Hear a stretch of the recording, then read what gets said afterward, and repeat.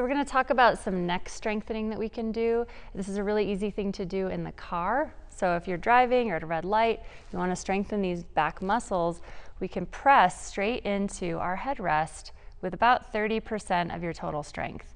This is supposed to look like a retraction like this, except for you're going to be doing it into your headrest. So it's not a tip. You want to bring your head straight back and press. Okay? And then you can also do this on the side when you're going to use your own hand and you can press. So I'm pressing my head straight to the side this way, and I'm pressing my head straight to the side this way, which is going to strengthen those side muscles.